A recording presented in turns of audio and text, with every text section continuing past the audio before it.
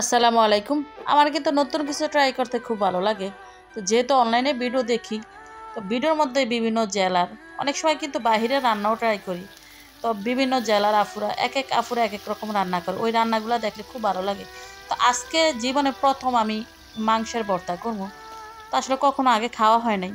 তো আসলে অনেকের ভিডিওতেই দেখলাম যে এই যে ফার্মের মুরগির মাংস দা ভর্তা করে, আবার গরুর মাংস দিয়েও করে। তো আজকে আমি মুরগি দিয়েই করবো। তো মুরগির যে বুকের মাংসটা, ওই মাংসটা কিন্তু একটু একদমই মাংস হয়। তো ওই একদম হাড় ছাড়া মাংস নিয়েছিলাম, সাথে পেঁয়াজ, রসুন, কয়েকটা আদার টুকরা, তারপরে কাঁচামরিচ, শুকনা মরিচ, সাথে একটা টমেটো দিছিলাম। তো আসলে এভাবে কোনো রান্না যদি দেখে আমার যে রান্নাটা ভালো লাগে, ওই রান্নাটা কিন্তু আমি ট্রাই করি।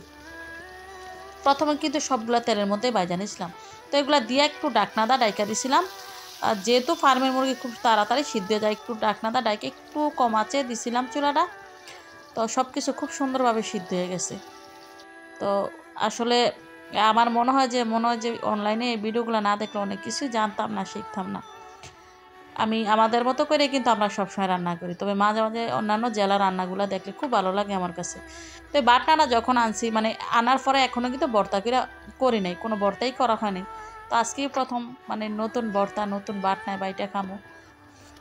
তো আসলে এটা সত্যি অনেক সুবিধা হয়েছে। অনেক সময় মানে ফাটায় বাইটা ভর্তা করলে কিন্তু একদম মিহি হয়ে যায়। তবে একটু আদা ভাঙ্গা যে ভর্তাগুলা, ওই ভর্তাগুলা কিন্তু এটাতে করতে খুবই ভালো হয়, মানে খুব সুবিধাজনক আর কি। তো দেখেন একদমই কিন্তু ফিনিশ হয়ে গেছে গা। তো মাংসটা এখন দিব। তো মাংসটা যেহেতু একটু মানে রাবার রাবার হয়ে যায় আর কি, তো আমি চিন্তা করলাম যে একটু কাইটা ছোটো করে নিই। আর এই কেচিটা কিন্তু আমার রান্নার ঘরের কেচি, মানে এটাতে আমি কাঁচামরিচ পেঁয়াজ কাটি, আপনারা অন্য কিছু পাইবেন না। আমি এটা রান্নার জন্য কাজে ব্যবহার করি। তো এই সবগুলা মাংস একদম ছোট ছোট পিস করে কাইটা তারপরে বাটনায় বাইটা নিবো আর কি।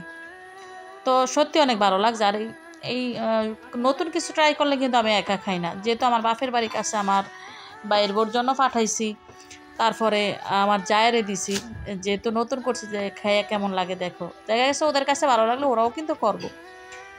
তো এটা দিয়ে বাড়তে খুবই ভালো হয়েছে। আর যে কোনো ভর্তা মানে কিন্তু ধনিয়া পাতা দিলে এটার টেস্ট আর অনেক বেশি বাড়ে। তো সাথে কিন্তু ধনিয়া পাতা দিয়ে আর কিছুক্ষণ ভালোভাবে বাইটা নেব। তো আপনাদেরকে কি বলবো, আমি কিন্তু এখনই রেকর্ডটাই আমার আবার খাইতে ইচ্ছা করতেছে। তো দেখেন একদম খুব সুন্দরভাবে পাটা কিন্তু মানে বাটনায় ফিসালাইছি। তো আসলে নতুন অনেক কিছুই শিখতেছি। নিজে তো রান্না করে দিই, অন্যান্যরা, আমি তো রান্না করে ভিডিওগুলো সারি, তবে অন্যান্য যারা রান্না করে তাদের ভিডিও কিন্তু আমি ফলো করি। কোনো তরকারি বা কোনো মাছ অন্যভাবে রান্না করলে আমি চেষ্টা করি ওইভাবে রান্না করে খাওয়ার জন্য। তো দেখেন আমি কিন্তু এই বাটনার মধ্যে নিয়ে ভাতও খাইছিলাম।